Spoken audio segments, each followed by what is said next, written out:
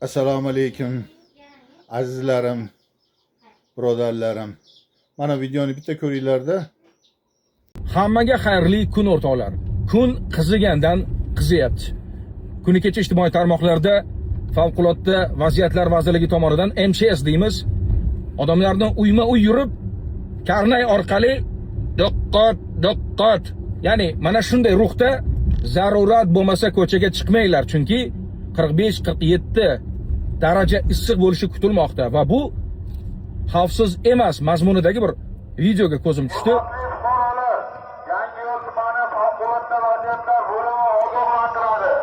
Joriy yilning 13-iyul kunidan 17-iyul kuniga qadar havo harorati 44 gradusdan 46 gradusgacha ko'tarilishi kutilmoqda.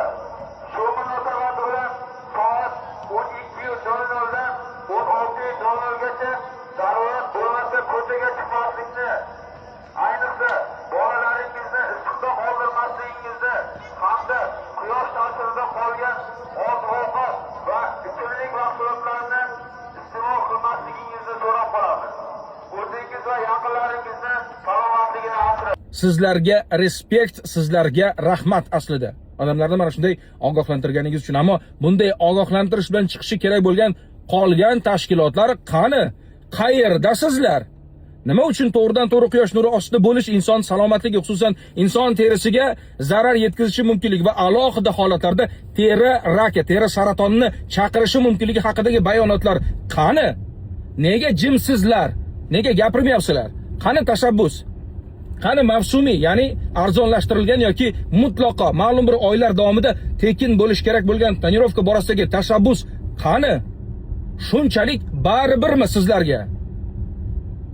Yo yalinishimiz kerakmi? Tiz cho'kib yalinishimiz kerakmi? Ozgina qulaylik yaratib beringlar deb. Mana bu kamarni taqmaganligim uchun jarimaga tortishadi. Sabab nima uchun jarimaga tortasiz? Sababi favqulodda holatlarda yo'l transport hodisasi yuz bergan vaqti bu xavfsizlik kamari seni va yoningdagi odamni jonini saqlab qolishi mumkin degan nazariya bilan katta ehtimol bilan ilgari qadam tashlashadi. Ammo nima uchun xavfsizligim uchun xizmat qiladigan boshqa bir faktor, ya'ni oyna misolida men iltimos qilib yalinishim kerak sizlarga. Iltimos ruxsat beringlar deb. Bu nima absurd, bu nima zaмкнутый kruг. Bu mantiqsizlikni, bu shafqatsizlikni yechimi bo'lish kerak. Qani qonun ijodkorlari? Qani sog'liqni saqlash vazirligi? Qani men haqimda qayg'urayotgan yoki qayg'urishi shart bo'lgan deputatlar qayerdasizlar? Ahamiyati yo'q ayrim masalalarda juda ham katta muhokamalar o'tkaziladi, ammo mana bunday haydovchilar hamjamiyati uchun xizmat qiladigan qonun loyihalari nima uchundir qayerdadir mudrab yotadi. Xuddi ayrim deputatlarimiz yoki ayrim qonun tashabbuskorlarimizga o'xshab. Uxlamanglar, to'ydan keyingi xinani bir joyinga qo'y deyishadi. Tonirovka masalasi aynan chillada hal bo'lish kerak edi, ammo hal bo'lmadi. Bu hech qanday oqibat keltirib chiqarmasligi mumkin. Ha, ayrimlar o'tirib o'ylashi mumkin, nima ham bo'lardi? Ruxsat bermagan taqdirimizda hech narsa bo'lmaydi. Ishonchsizlik ortadi sizga nisbatan. Shu masalani muhokama qilib yetishingiz kerak bo'lgan shaxs sifatida yoki bir organ sifatida sizga nisbatan ishonchsizlik paydo bo'ladi. Shu bor yo'g'i. Bundan qo'rqmasangiz xuddi shu ruhda davom etaveringlar.